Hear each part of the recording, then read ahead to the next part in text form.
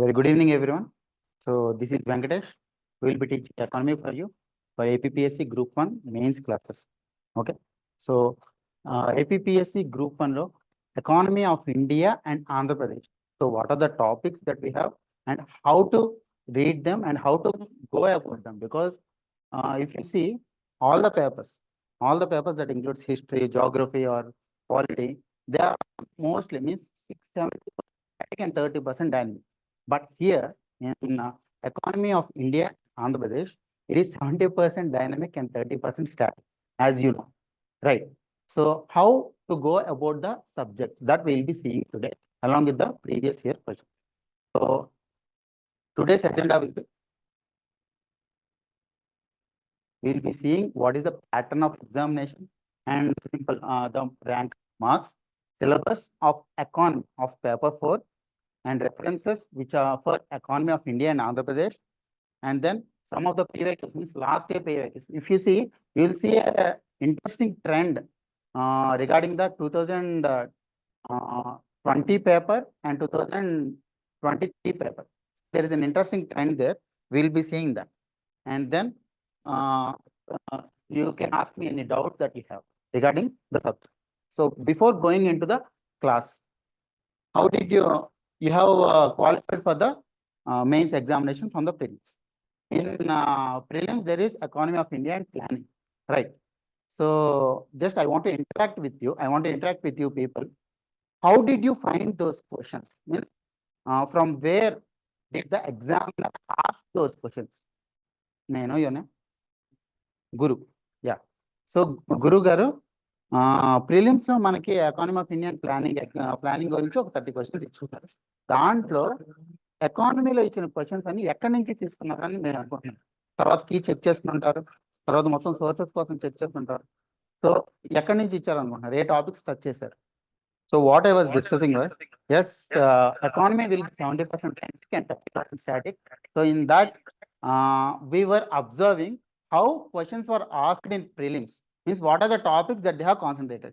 And Mr. Guru had said that first, money and banking, they have touched it. And second, mainly taxation structure, they have touched it.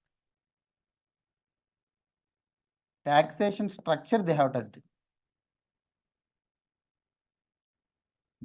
So what are the other trends that you observed in economy of prelims paper? Prelims paper lo elanti trends meer observe chesaru? Infrastructure, okay. If you see, most 30 questions, around 22 questions they have touched from the current affairs itself. Current context lo evaithe unnayo aa questions adagadam jarigindi. So that's why I'm saying that the same trend will be followed in the mains also, because in mains mostly people will be giving questions anni kuda static ga undavu, mana rasa answers anni dynamic ga undavu. But in economy they will be asking the context of the question. So recent context అనే క్వశ్చన్లో ఖచ్చితంగా అడుగుతారు, మనం చూద్దాం కూడా. Okay, so ఆ mind సెట్తోనే మీరు economy preparation అనేది స్టార్ట్ చేయండి, right?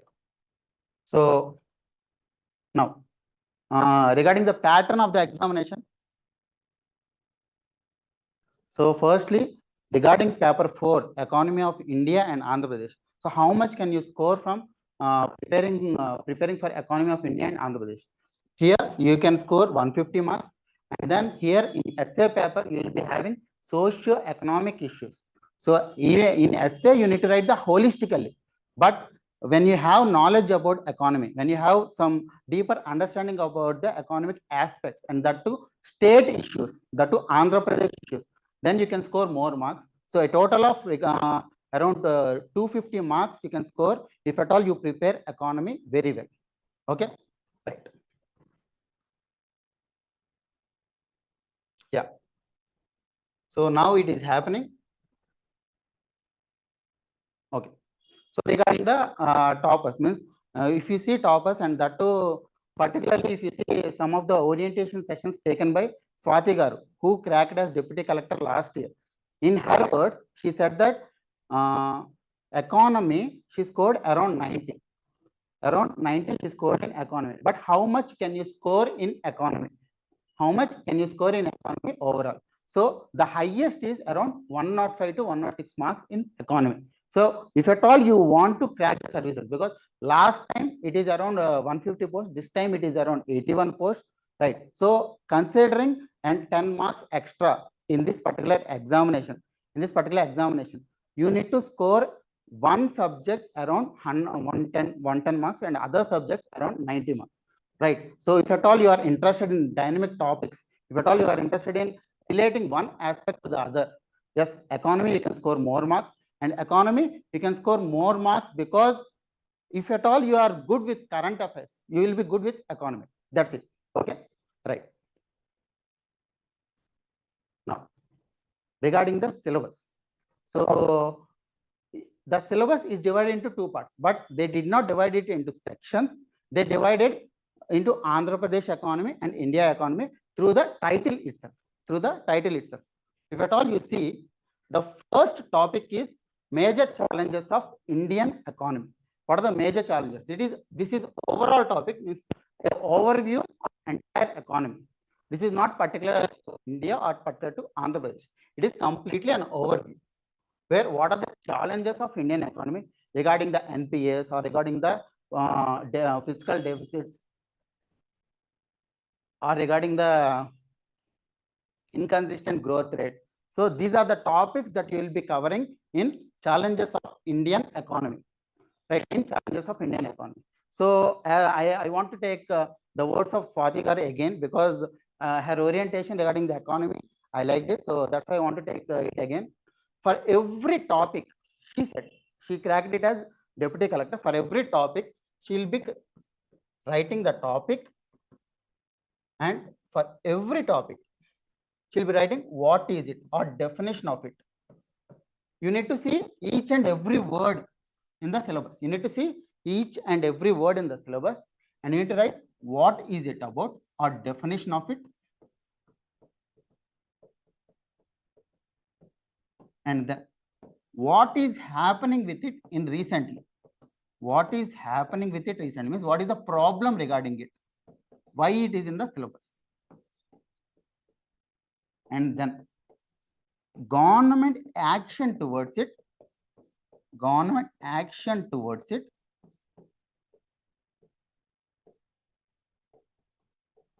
then any policies or schemes regarding that particular topic,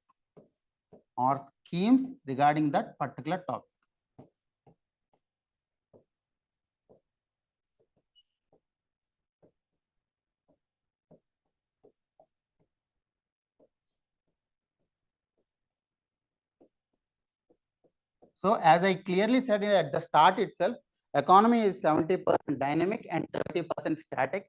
For each and every topic, you won't be finding the references. You won't be finding the sources. Means as a whole, a consolidated book, you won't be finding it. You need to prepare a notes of economy in order to crack the examination. How to prepare the notes? So in the words of a topper, she said that for every word in economy, she had written what is it about, what is happening around it, and what are the government actions regarding it, any policies and schemes attached with it, and then what are the challenges that comes with it.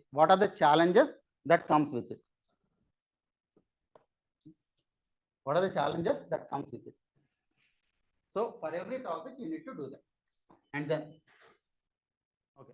So we have seen for every topic, we need to have each and individual aspects of it. What is the definition? What is happening around it? What are the government policies and schemes regarding? What are the challenges of that particular topic?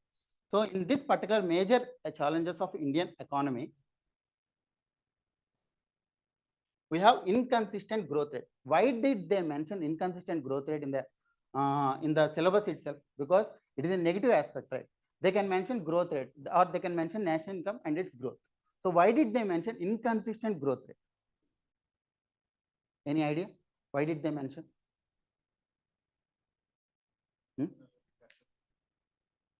Here, firstly, they want us to understand what are the challenges that we are facing. And because in the post-COVID era, most of the challenges we need to cross it. So that's why they had asked inconsistent growth rate. Because since 2014, the growth rate of Indian economy is not consistent. It is affected by one or other factors like steel prices, crude prices, or COVID, right? So, or twin balance deficit. So, every year, some factor or the other is affecting the economic growth rate. So, that's why they have given inconsistent growth rate as one of the important topic in the syllabus. Then low growth rates of agriculture and manufacturing sectors. So us being a service economy dominate most of the growth rate, right? Services dominate the share of the GDP, share of GSDP actually, right? So in that case, how agriculture and manufacturing sectors are performing. If you see, one of the rarity that came in 2020 and 21, where agriculture actually pushed the overall growth rate, whereas services sector and industrial sector pulled the growth rate, whereas agriculture pushed the growth rate. So those are some rarities for which we need to study the implications. That's why they have given low growth rates of agriculture and manufacturing sectors. So this one you need to write. What is the topic? Low growth rates of agriculture and manufacturing sectors. So what is it about? So what are the different subsectors of agriculture, or what are the different subsectors of industrial sector, and then what are the government actions that were taken in order to increase the growth rate, and what are the policies or what are the schemes that are implemented for it, right? So these you need to see. And as they have given low growth rates, what are the challenges that are affecting the growth rate of agriculture and manufacturing? What are the challenges in India, right? So that we need to list out, and that we need to prepare the notes. Then inflation and oil prices. Now we have a buffer. Now we have a contingent reserve. That's why oil prices are not affecting us that much. But the inflation, particularly consumer food price inflation, is affecting us. So how consumer food price inflation is affecting us? That is one of the major challenge of Indian economy. That also we need to learn. Then current account deficit and unfavorable balance of payments, particularly with respect to China, right? Particularly with respect to China, how we are getting disadvantaged because of it. Then falling rupee value. So sometimes falling of a rupee value is an advantage only to a certain extent. If at all it falls regularly, then the prices, the purchasing power will reduce, and as the purchasing power reduces, the economic growth rate will get affected, increasing the cost of imports and others. Okay. Now, growing NPS. This one I want to just contradict it, because recently the gross NPS are getting reduced because of the actions taken by the government. So it is not the case of growing NPS, it is of reducing NPS. Okay. So, but this is one of the challenge. These days it is reducing for public sector banks, but we need to see why they have grown, why NPS were grown, right? So is it because of the agriculture, or is it because of the dull period in industry, or is it because twin balance deficit? What are the implications of it also we need to see. Then capital infusion. So these days the government is infusing much capital in public sector banks even when they are not performing up to their mark. So what are the implications of it? Every mains topic need to have the reasons and need to have the implications, right? Low growth rate, inconsistent growth rate. What are the reasons? What are the implications? So low agriculture and manufacturing sectors growth. What are the reasons? What are the implications? So for every topic, we need to see what are the reasons for it, what are the implications of it. Okay. Then money laundering and black money, how they were avoided in recent times, or what are the international agreements that we have made in order to avoid it, money laundering and black money. Insufficient financial resources and deficiency of capital. So insufficient financial resources for the states. So how they are financially constrained, and what are the different aspects that the government of India is considering to extend their borrowings, right? Because they wanted to undertake power sector reforms by the states. If power sector reforms were made, then borrowings are increased by 0.5%, right? So that's what financial resources constraint and deficiency of capital are addressed by government of India. Then lack of inclusive growth. This is also one of the major challenge of Indian economy. How inclusive growth is not happening, because the Gini coefficient is getting increased day by day in India. The Gini coefficient actually suggests us that the inequality is rising. When the inequalities are rising, it means that the inclusive growth is not happening. Okay, so that is how your analysis should be. Majorly in mains examination. So before that, do you think prelims is easy or do you think mains is easy? Mains is easy compared to prelims. Why is it so? Prelims, they can ask from anywhere. Okay. They can ask it, but you have an option of choosing from one among the four, right? So, okay, what's the difference between prelims and mains? Yeah, prelims, you are actually choosing one of the four options, and mains, you are writing your opinion. That's why it is easy as you think.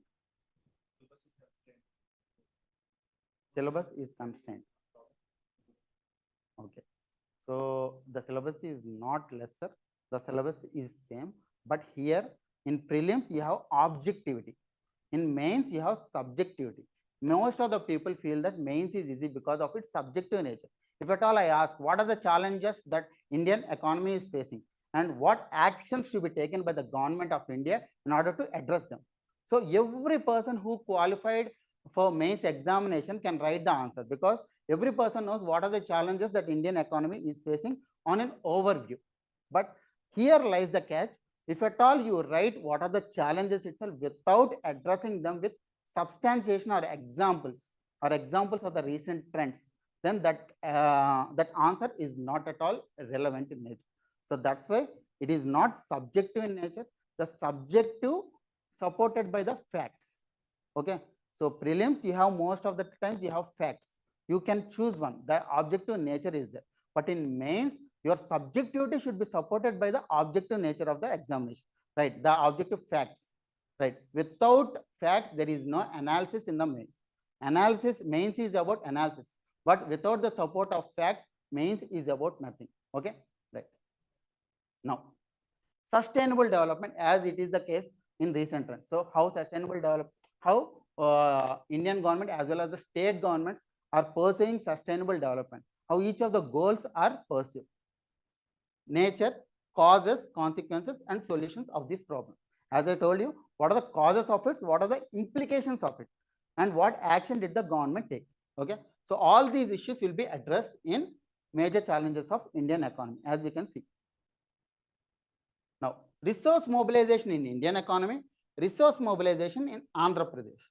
So what are the resources that we are talking about? Is it only financial resources or is it only human resources? So what are the resources that we are talking about? From this chapter onwards, every topic is for India and is for Andhra Pradesh.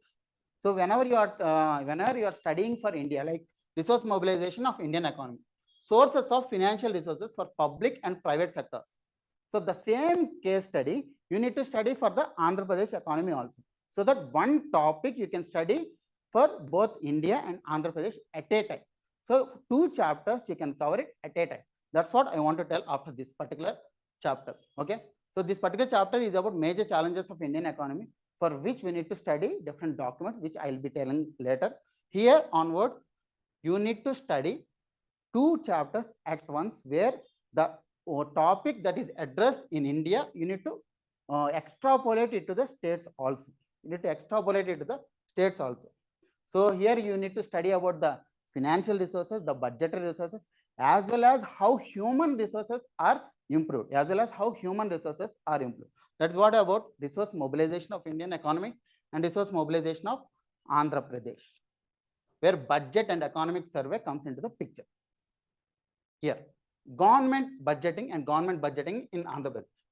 So now I just want to have a simple clarity. What type of budget did Indian government had introduced? Is it full budget or is it interim budget? Interim budget. What type of budget is introduced by Andhra Pradesh?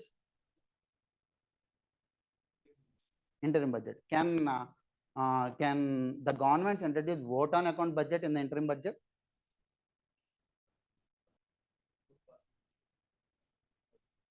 So the different types of budget, like what is the interim budget, what is the vote on account budget, what is full budget, can government introduce vote on account budget in the interim budget also, right? So these are the things that we need to talk as a static part.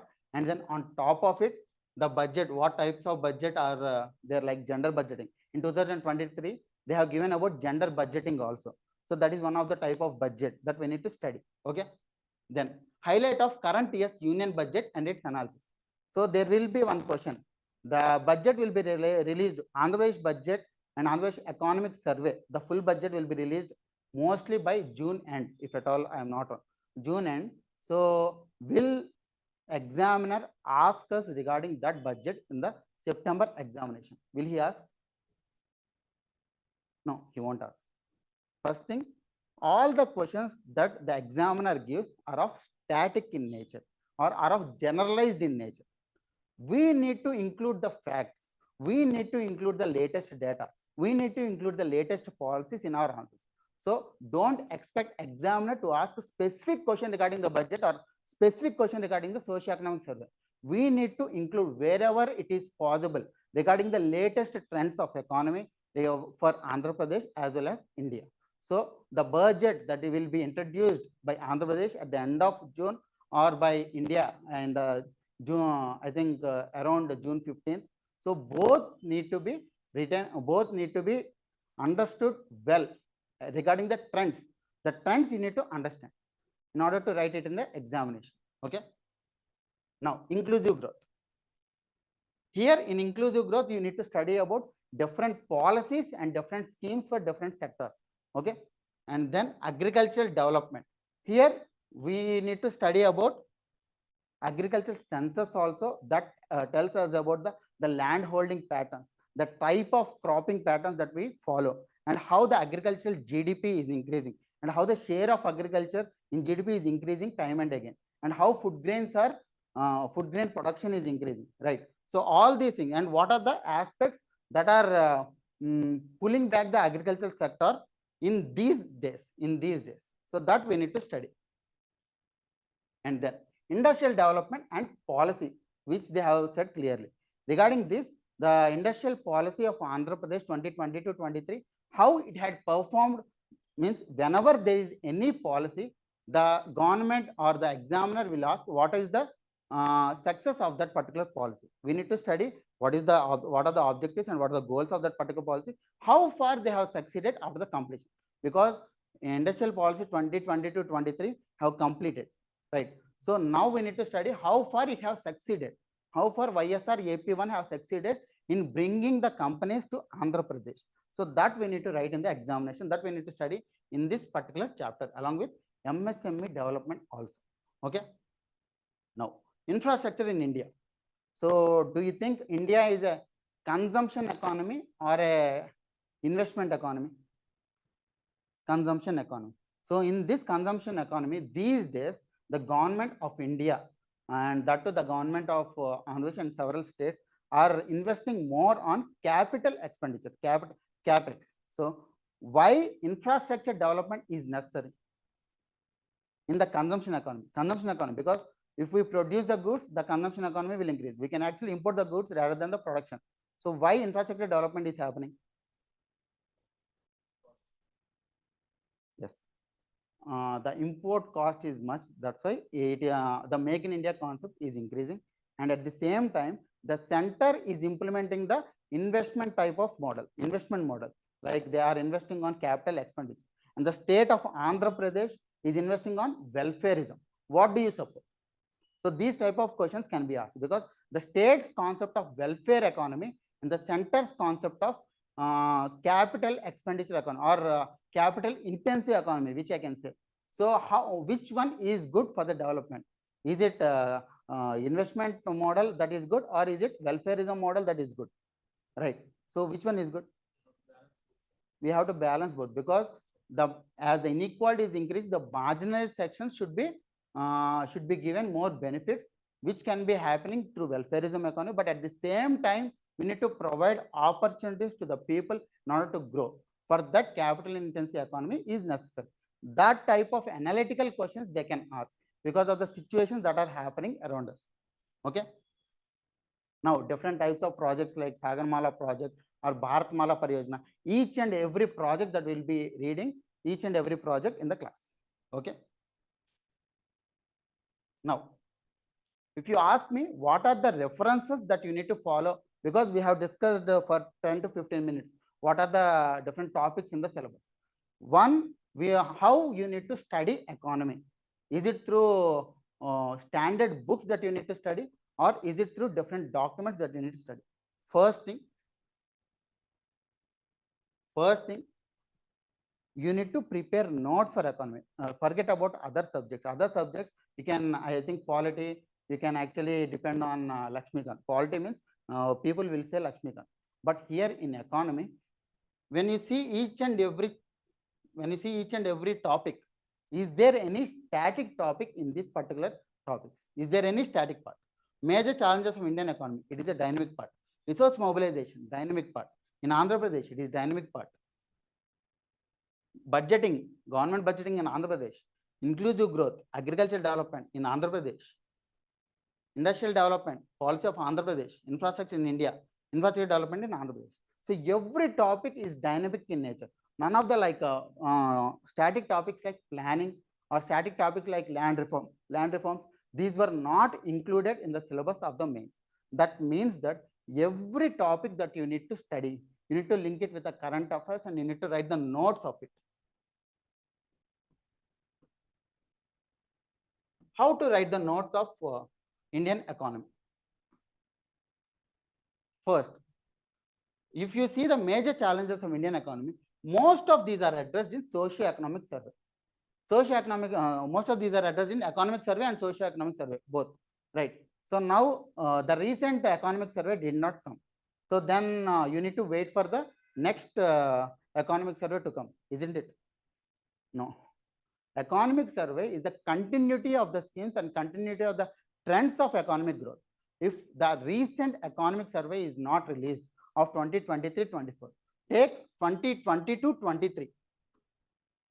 Take 2022-23 economic survey and see the trends of it and include in the notes. Let us see how it is.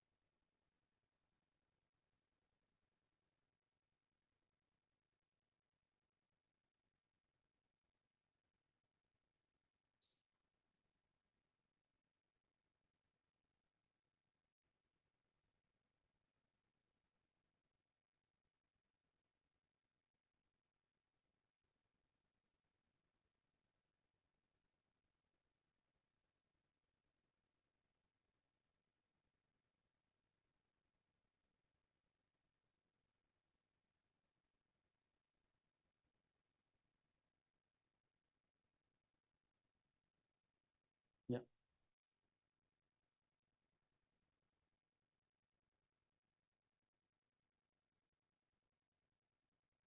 First of all, we don't study socio-economic survey for the policies of the government.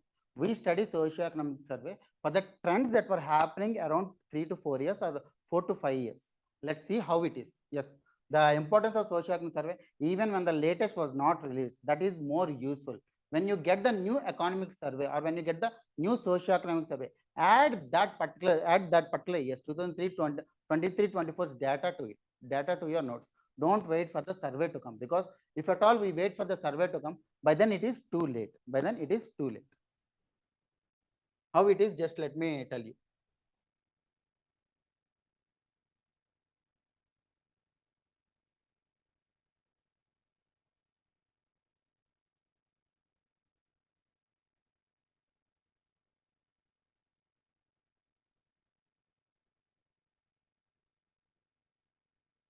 Yeah. Here, if you see, in socio-economic survey of Andhra Pradesh, which was released in 2020 to 23, they have given all India GDP estimates from 2011-12 to 2021-22. Is it not sufficient for us to understand how the economy is performing for the last 10 years? Right. So we can know that how the economy have changed from 2011-12 to 2021-22. We have seen inconsistent growth rate, right there. Yeah.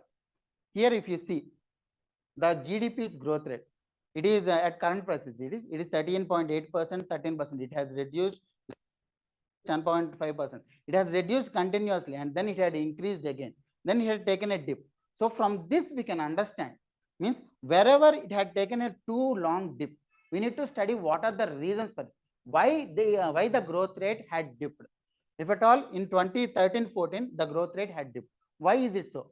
Because then the steel prices or the twin balance deficit problem was recognized then along with the NPS. As they were recognized, the growth rate of economy got declined. The growth rate of economy got declined. So whenever you study the statistics, you link with the current affairs which were happening, or you link with the why, the reasons for that statistics to come. Like, let's see here.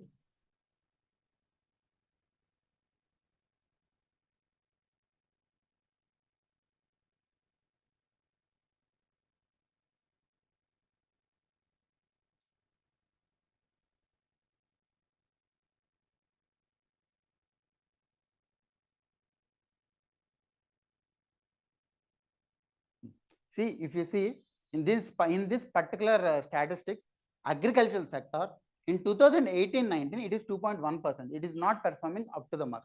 But in 2019-20, which is somewhat a COVID year, it had performed 6.2%, and later it had performed 4.1%.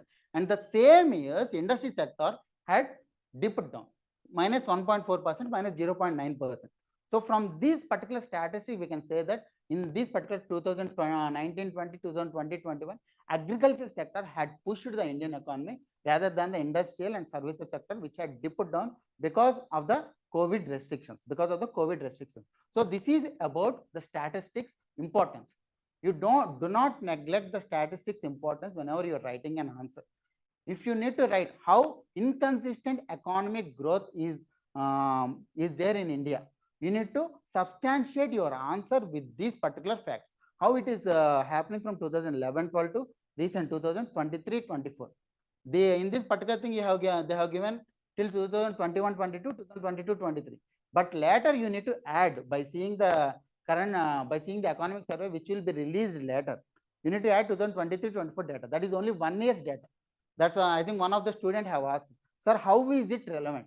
Do not study about the policies. Do not study about the new industrial policy of 2022-23 of Andhra Pradesh, because the government may change or the government may not change. You need to study the policies when the new government comes, but you need to study the trends from now itself. You need to add those trends to your answers or to your notes. Whenever you write notes for any of the topic, include these trends. If I want to say, make sure your economic survey, your socio-economic survey is your notes. For every statistics, write 3 points here. How? Because you need to observe the trends and you need to write how the economy is performing. These 3 points will help you in your examination whenever you're revising it. Okay. So first thing, your socio-economic survey, your economic survey, your budget are the both the budgets are the 4 documents that you need to be well aware of, because these are only statistics and policy documents, but these statistics will help you to write the relevant answer in your examination. That's the first thing. And the second one,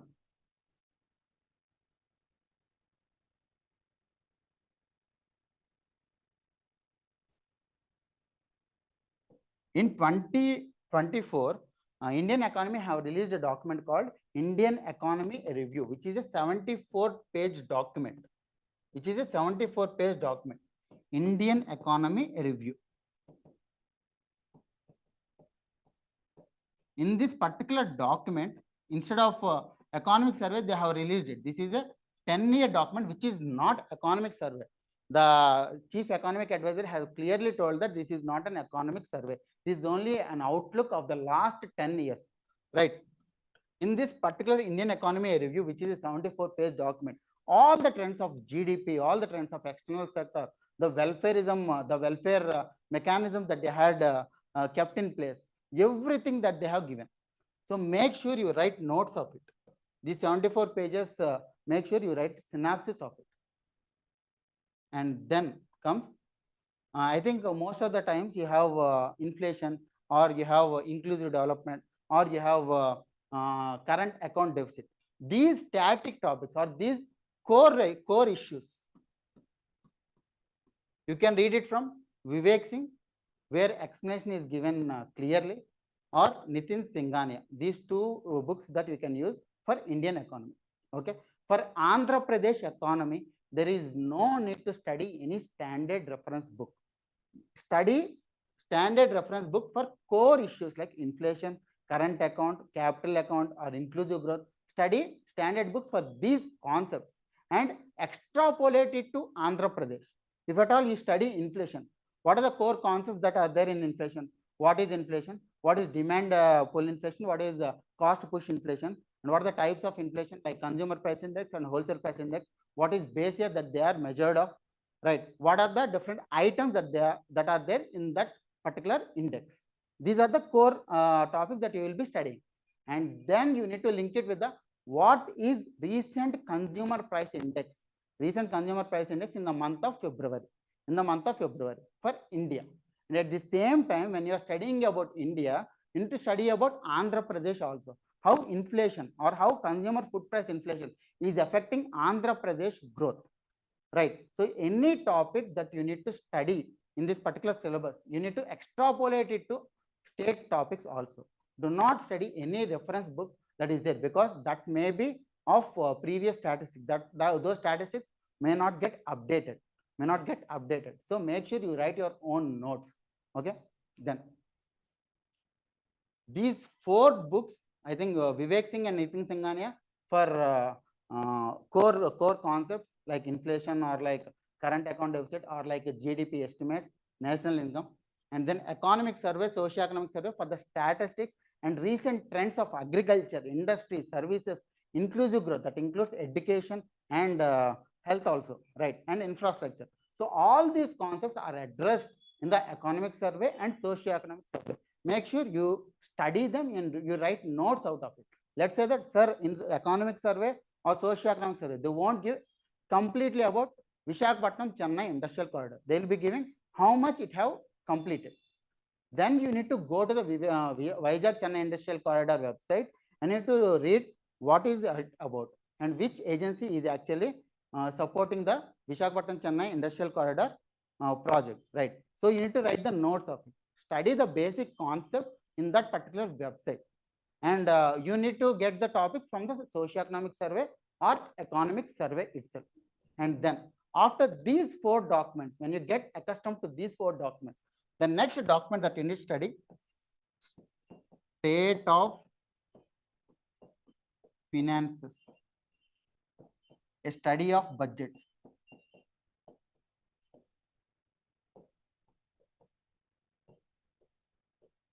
A study of budgets, which was released by RBI. Every year they release what is the state of finances for different states, right? So why you need to study this? Like, let's say that what is off budget borrowings? What are off budget borrowings? Off budget borrowings are nothing but they are not included in the fiscal, they are not included in the accounts of the government, because if they are included in the accounts of government, the fiscal deficit will rise. If they are included in the accounts of the government, they need to take permission from the center. So there are under Article 293 of 3. If at all the state government is pursuing any loans, the guarantee should be given by the center, and it should not exceed the limit that was set, right? So if at all the state governments need to borrow outside of its limits, they will go for off budget borrowings. So the recent times, since 2019-20, the off budget borrowings of all the states are increasing. Off budget borrowings of all the states are increasing, and that too in Tamil Nadu and Andhra Pradesh, the off budget borrowings are more in nature. So how come I know this information? This information is given in this State of Finances, a study of budgets. In this particular document which was released by RBI, how state governments are maintaining their fiscal deficit, or maintaining the revenue deficit, or maintaining the debt to GDP, GSDP ratio, they'll be giving this in this particular document. Just make a notes of how Andhra Pradesh is performing out of this document, State of Finances, a study of budgets, which was released by RBI in December 2023. And then another document which was released by RBI, Financial Stability Report. Why Financial Stability Report? What is RBI's mandate now?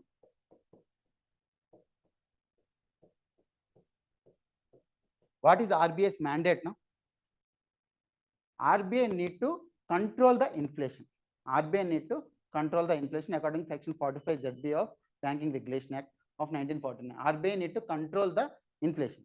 So whenever RBI need to control the inflation, to see how the overview of the global economy is there, and then they need to see how financial stability is there in India. Throughout the world, I think the internationally, this particular report is released by IMF, but in India, RBI releases it twice a year, in July and in December. This will address what are the headwinds of Indian economy, means what are the challenges that of Indian economy. So the first topic completely you can study it from this financial stability report. For every 6 months, they will be giving it. Okay, for every 6 months, they will be giving it, right? So along with these documents, I think I have asked you first in the class. So what is the trend that you have observed in the prelims examination? Prelims examination regarding the economy. What I have observed is, whenever I was making a key of Indian economy, I have observed that every question of Indian economy is given from the PIB website directly. The statement is taken from it and it is given in the examination. So PIB website is having much more importance than you think. That's why whenever you are making the notes, PIB's annual review, year-end report, for every ministry that you need to study. In this particular year-end reports, I think in 2023 you need to study. In this particular year-end reports, all the policies or all the schemes that are implemented by the ministry, how far they have reached, and what is that significant amendment that they have made, or what is the significant change in the mechanism that they have made. All these things will be given in this year-end review of 2023, because in December it will be released for every ministry. So make sure you go through Agricultural Department or Ministry of Commerce and Industry Department, right? Military Department. So every department go for the year-end review, and please make a notes out of it. Please make a notes out of it, because it is a complete overview of that particular ministry in 2023. So these things are enough for you to write the notes. If at all you write notes out of these things, then you can definitely go through the mains examination. That is for sure. For basic concepts, if you do not understand basic concepts, like let's say incremental capital reserve ratio, ICRR, incremental capital reserve ratio, sorry, incremental cash reserve ratio, ICRR. So ICRR is not cash reserve ratio that is maintained by the bank, CRR. It is On top of CRR, it is 10% of increased net demand and time liabilities, which is a temporary measure by the RBI. How I can know CRR? Whenever I study about RBI year-end review report, then I'll know about why they have taken that particular measure. Because the reintroduction of 2000 rupee note have made sure they introduce this particular ICRR. Okay, so these basic concepts you can study in Vivek Singh or Nitin Singhania After that, everything go for the policy documents of the center and of the state. And state, most of the times you don't get the policy documents easily because GOIR portal is not active in the Andhra Pradesh state. GOIR portal A document కూడా ఉంచట్లేదు. Whenever you have any particular policy like industrial policy of 2020-23, they have released a document. So that particular policy document you can see. You can't see how the economy is performing through the government orders, GOs. Okay, so the state you can see only the policies. The center, for everything PIB year-end review report should be read. For basic concepts, Vivek Singh and Nitin Singhania, and for the recent trends of every agriculture, industry, services, infrastructure, everything, you need to depend on economic survey. And for Andhra Pradesh, socio-economic survey. And in socio-economic survey, do not read each and every page. Read the tables, the graphs, and the annexures. Annexures are more important than the content. Do not read all the 320 pages. Read smartly, read the tables, and understand the graphs that were given, and go through each and every annexure that was given at the end. Each and every annexure, because the one good thing that Andhra Pradesh government is doing in the socio-economic survey, they are not only giving the state's statistics, they are also giving all India statistics also. That will help us to write the notes of some topics like how growth rate is there, whether inclusive development is there or not, right? So these things can be addressed through the socio-economic survey. So these are the reference PDFs that we can go through. Now, how PYQs came? Because one good thing, I think at the start I have told you, I have observed a unique trend in economy. One trend that I observed is most of the questions, means most of the themes that were asked in 2020 were asked again in 2023. Like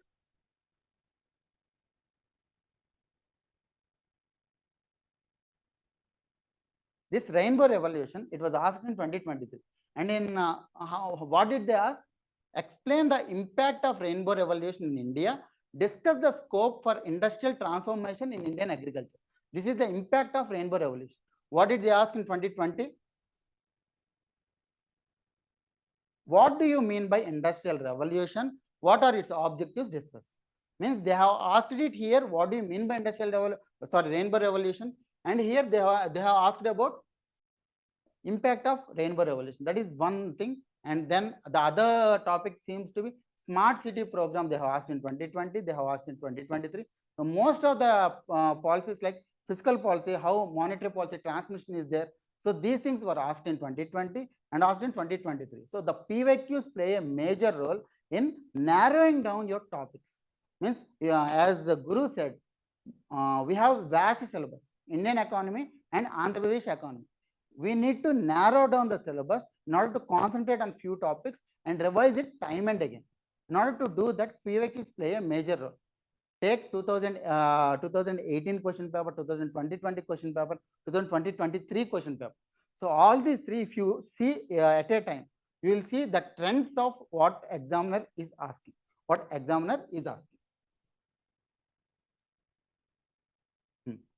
So this is, let's see how questions came in 2023. Discuss the impact of new age reforms of Indian economy in the last 8 years. Examine the scope of growth potential for India in this decade. So this type of question we can also expect in 2024 also, because this year the elections are happening, and I think around 10 years, around 9 years it have completed. This is the 10th year, this is the decade, the year which the BJP government came into the picture. Okay, so this year they will definitely be asking how economy is performing in the last 10 years, and considering the document that they have released, Indian economy review document. So we have readily available, which we can study and which we can write in the examination. So what do you call new age reforms? What do you call new age reforms?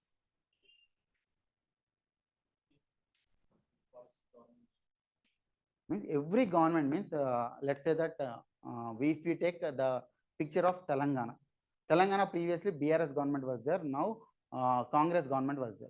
The policy that each of these governments have are different. Like let's say that BRS government is more towards infrastructure, and Congress government is more towards the welfareism, let's say. Okay. So, but at the central level, BJP government is there from the last 10 years. But we need to see how the policies were there before 2014 and after 2014. And they did not ask what are the policy changes. They have asked, you need to study the question, because in mains, if you do not understand what is the key concept to be addressed, you can't write a relevant answer. What is the key concept here is the new age reforms. New age reform means the complete radical reform that they have taken. One of the radical reform that they have taken is GST. Another radical reform that they have taken is JAM Trinity, Jan Dhan Aadhaar Mobile. And now according to PIB, direct benefit transfer have saved around 2 lakh crores for the Indian economy, which is very good. That is one of the significant policies that they have taken. And then what are the other policies? Hybrid annuity model came into the picture, and then the demonetization policy was one of the reform that they have taken for black money. And what are the other things? The inflation targeting for the RBI. The Urjit Patel committee have gave the recommendations in 2014 itself, but the way they have implemented the inflation targeting mandate and monetary policy committee, the composition of monetary policy committee, which is one of the radical reform that was taken by the BJP government in the last 8 years. And then previously RBI did not get used to transfer the surplus to the government. Now they are transferring the surplus to the government. Okay. So these are different. I mean, I have only told a few, but you need to write what are all the reforms. Means around 8 to 10 different type of new age reforms, not the reforms that were already implemented previously and they are continuing it now in some other name. You need to write what are the different new age reforms that were taken, like GST. Okay. Now examine the scope of growth potential, which is you can write about means if at all this particular question, this type of question, the scope, growth of what is the scope, what is the impact, right? These are the generalistic questions which the examiner will ask. What is the impact? What are the causes? What are the effects? What are the reasons? What are the implications? These are the generalistic questions. So for every generalistic question, you need to have the specific answer. You should not have generalistic answer.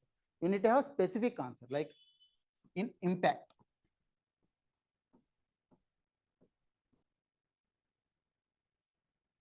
Discuss the impact of new age reforms on Indian economy.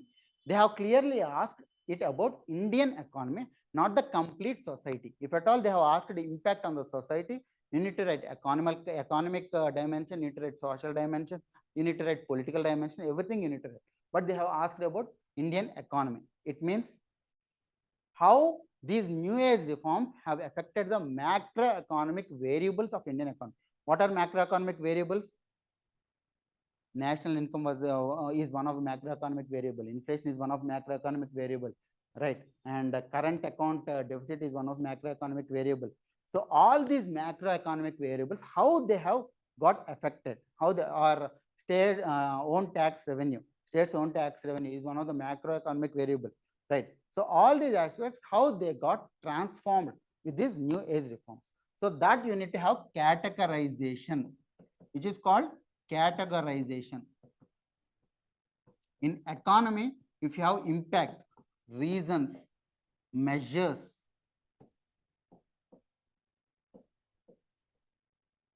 or implications, for all these, go for macroeconomic variables.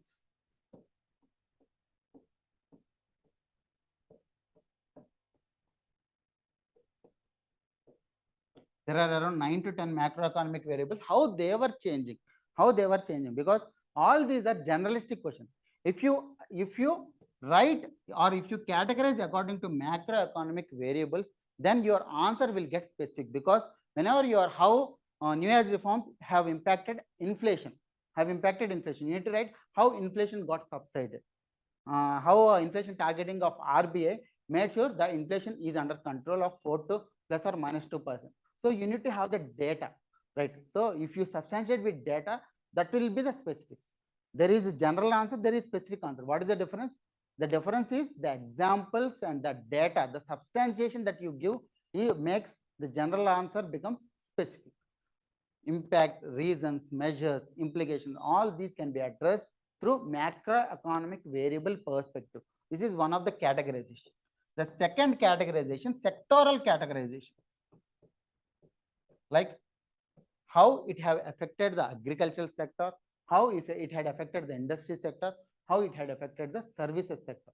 So this is second type of categorization that you can write. Okay.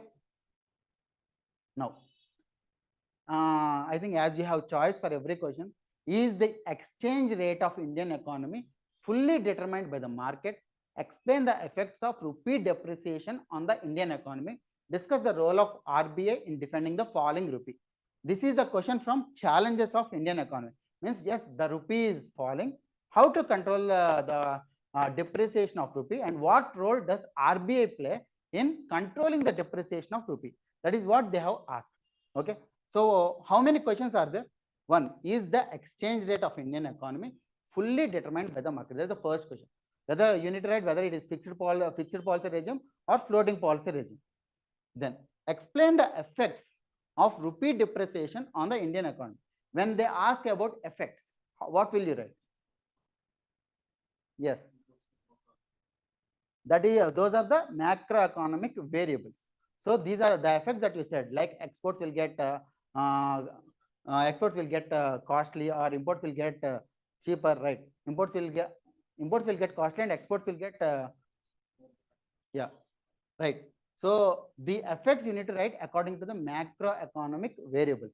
Okay, according to the macro variables. Like let's say that rupee got depreciated against the dollar, and whenever you need to purchase some of the US products into India, like imports, you need to pay more to the imports.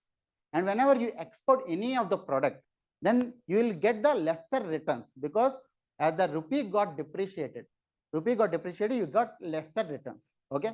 Now, what is the third aspect? Discuss the role of RBI in defending the falling rupee. So how RBI can intervene? How RBI can intervene? So the forex reserves are somewhat a buffer. How much forex reserves are there? Means how many months that we can sustain for the imports. How many months that we can sustain for the imports, that will be decided by the RBI. So these three things will be addressed in this particular question. So when you see, this is not, there are three sub questions in this particular question, and you need to write it only for the 10 marks. And you need to write only for the 10 marks. Okay. So all these things are not about only exchange rate.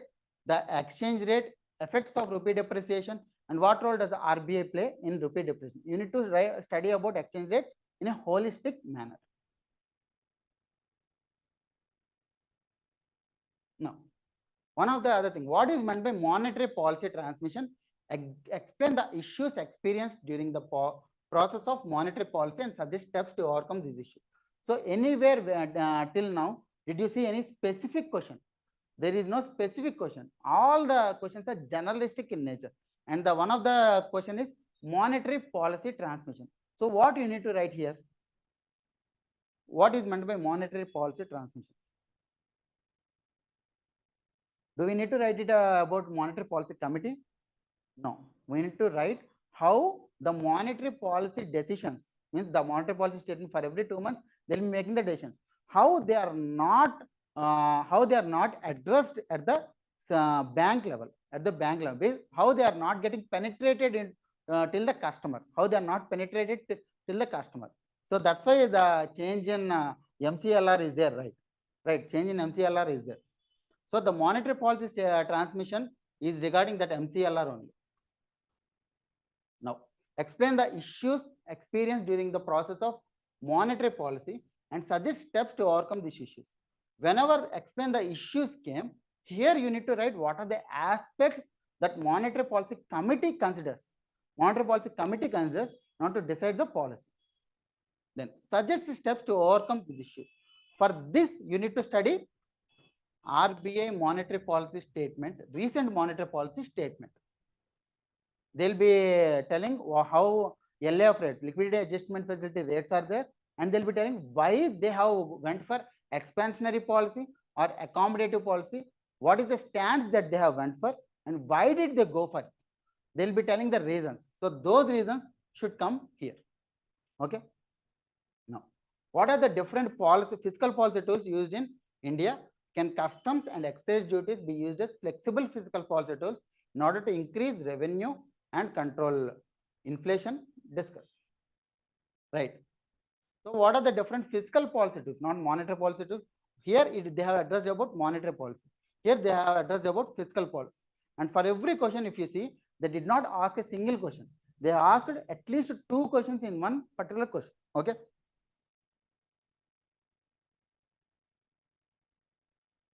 Now, explain the impact of rainbow revolution.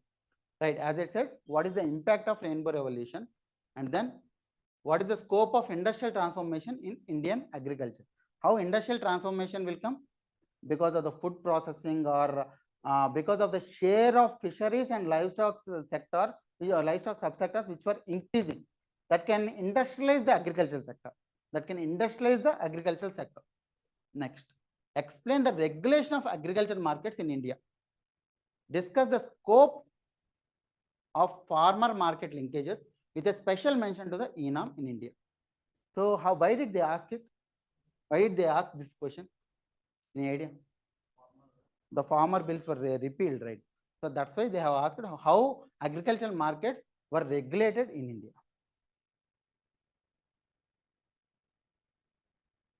Now, in the similar context, how they have asked in 2018, which is in 2020, the exam happened in 2020 December. What are the recommendations of 14th Finance Commission? And this 14th Finance Commission in 2023 paper, they have asked about 15th Finance Commission. Now 16th Finance Commission came. They either they can ask 15th Finance Commission recommendations, or they can ask terms of reference of 16th Finance Commission headed by Arvind Panagaria, right? So they can ask 15th Finance Commission recommendations or 16th Finance Commission terms of reference. Now, difference between revenue deficit, fiscal deficit, and primary deficit. This is the static question. Do you think? No, this is not the static question. Whenever you need to write about revenue deficit, fiscal deficit, and primary deficit, you need to study what are the trends which are happening recently. Then only you can differentiate between all these three. The definitions you can write it. That is the static part. But the trends that you need to observe or the last 5 years, you need to write between these three. How does deficit financing impact the economy? Okay. So deficit financing is recently a trend, and off-budget borrowings are also taken for deficit financing itself only. Now, what is ENAM? State the challenges in its implementation. There, what did they ask? The farmer bills. Here they have asked ENAM. The recent trends that they are concentrating. What do you mean by rainbow revolution? What are its objectives? Discuss. So they are maintaining a continuity in the question paper, which you need to understand. Because once they were asking about rainbow revolution, and then they were asking about impact of rainbow revolution. So whenever that take 2023 paper and study holistically the theme of it. Like let's say that they have asked about rainbow revolution. What is it? What are its objectives? What are the sub aspects in it? And what are the challenges which India is facing to implement rainbow revolution? And then what are the implications of rainbow revolution? And what are the schemes of rainbow revolution? This is the holistic manner which each and every topic can be studied. So this is the trend of the questions. Means the unique trend that I have observed is the 2020 paper and 2023 paper, both were related to each other. Both were not unique in each, both were not isolated.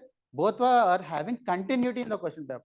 With that, we can clearly say that in 2024 also, we'll be having continuity of the question.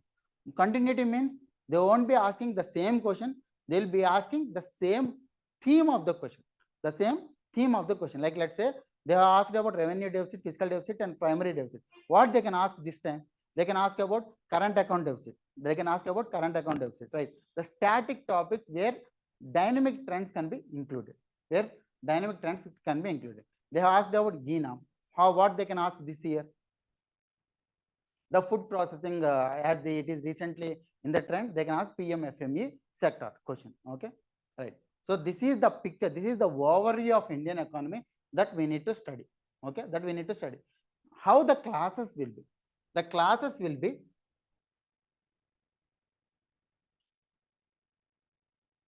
we'll be studying a static topic like the core concept. Then we'll be studying how the trend is there for India, how the trend is there for Andhra Pradesh. For every topic, we'll be seeing this. And we'll be seeing these things in this manner itself. What is it about?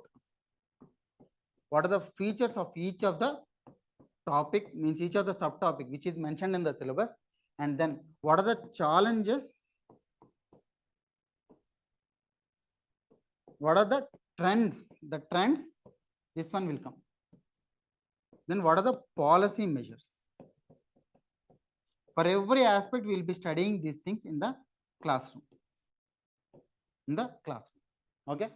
So this is how means I will be going as per the syllabus only. First, we will be studying this challenges of Indian economy.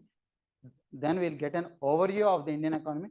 Then we'll go step by step, resource mobilization and agriculture services, right? Agriculture services, infrastructure. We'll go step by step. And I'll be teaching in this manner that after major challenges of Indian economy, we'll be studying Indian part followed by AP part. Indian part followed by AP part. In this manner only we'll be studying. For agriculture completely, agriculture in India completely we'll be discussing, and agriculture in Andhra Pradesh. Then only you'll get complete picture of agriculture. Okay. So this is the pattern that we'll be studying. And if you have any other doubts, just let me know. Okay. You understood how the overview of how to study Indian economy. Right. So if at all anyone wants to ask any doubts or any significant thing that you want to, whether it will be covered in the class or it will not be covered in the class, right? If you want to clarify any other things, to join the program. And the classes will start from 5th.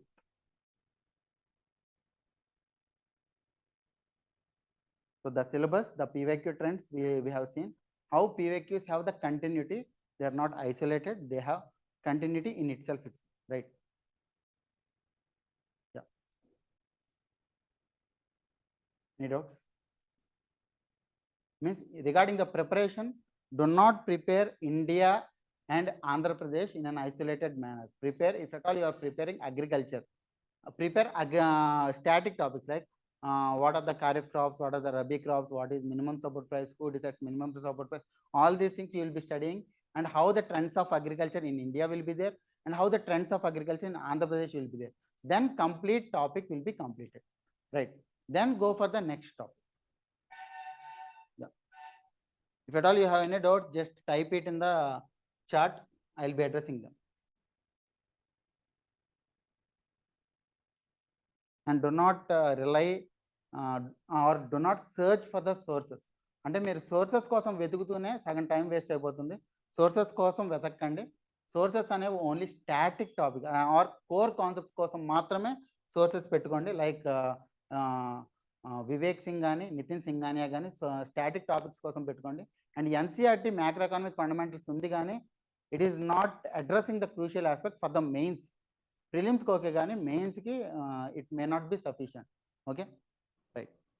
But for every topic prepare a notes and make sure you maintain a file rather than a notes. అంటే notebook అంటే కూడా file maintain చేస్తే recent trends ఏమైనా వస్తే దాంట్లో add చేసేసుకోవడానికి ఉంటుంది. Okay, make sure you maintain a stick file for it. Yeah, Mrunal, there may be a chance that some of the, అంటే ప్రైవేట్ ఎందుకు చెప్పట్లేదంటే కొన్ని తప్పులు ఉన్నాయంటే ఆ తప్పుల్ని మనం చదివేస్తాం. That can be there. That's why మృణాల్ని నేను Mrunal is easy to follow. Mrunal is easy to follow.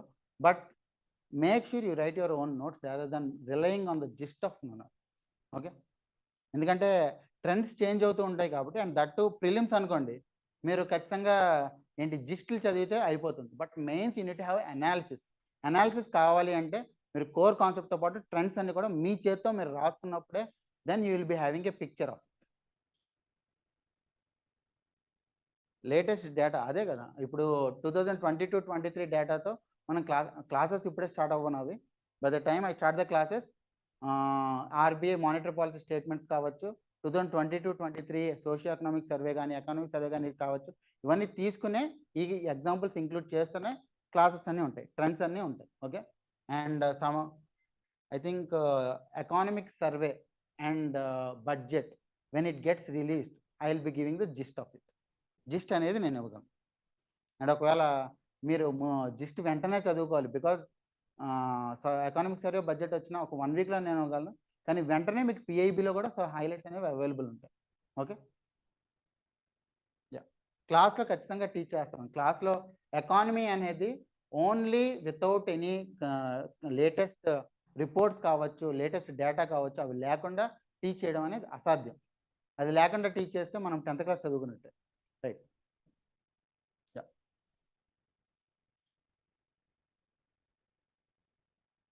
Okay, ఇంకేమైనా డౌట్స్ ఉన్నాయా? అండ్ మేక్ ష్యూర్ మీరు జిస్టులు ఫాలో అవ్వద్దు మెయిన్స్కి. That's my sincere suggestion. Only పిఐబికి సంబంధించి అంటే ఎకానమిక్ సర్వే అండ్ బడ్జెట్కి సంబంధించి మీరు జిస్ట్ అయితే ఓకే, బికాజ్ ఓవర్ వ్యూ ఉంటుంది కాబట్టి. బట్ మీరు నోట్స్ రాసుకోవడం అనేది ఎవ్రీ కాన్సెప్ట్కి ఐ సజెస్ట్.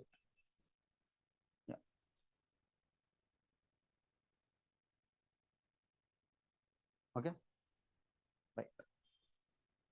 ఇంకేమైనా డౌట్స్ ఉంటే అడగండి.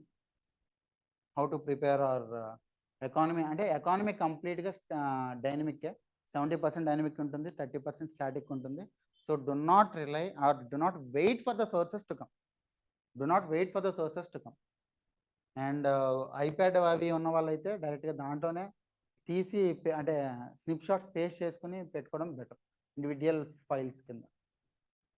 అది year end review, RBI 2 reports. Economic assess need any special preparation? No, ఖచ్చితంగా no. They do not need any special preparation. They need special data. అంటే ఇప్పుడు ఎస్ఏ ఏంటిది అంటే జర్నలిస్టిక్గా రాసేస్తాం. ఎస్ఏకి స్పెసిఫిసిటీ తీసుకురావడానికే మన ఎకానమీ పేపర్ కానీ చదివితే మీరు general SA socio economic issues కూడా బాగా రాయొచ్చు. Because if you see economy syllabus, inclusive growth is nothing but the social topic which is in economic sense, inclusive growth అనేది. ఓకే, సో ఇక్కడ socio economic aspect కూడా మనం discuss చేస్తాం. So you can write it. దీంట్లో any special preparation అనేది అవసరం లేదు. But మీకు ఎస్ఏ రైటింగ్ అనేది మీకు ప్రాక్టీస్ కావాలి. అంటే ఎస్ఏ ఏ విధంగా టెంప్లెట్ ఉండాలి అనేది మీకు ప్రాక్టీస్ కావాలి. అండ్ మనం ఎకానమీ క్లాసెస్లో కూడా సోషియో ఎకనామిక్ ఇష్యూస్ ఏమేమి ఉంటాయి, దానికి టెంప్లెట్స్ ఎలా చేసుకోవాలనేది కూడా మనం డిస్కస్ చేద్దాం మన క్లాస్లో. ఇంకా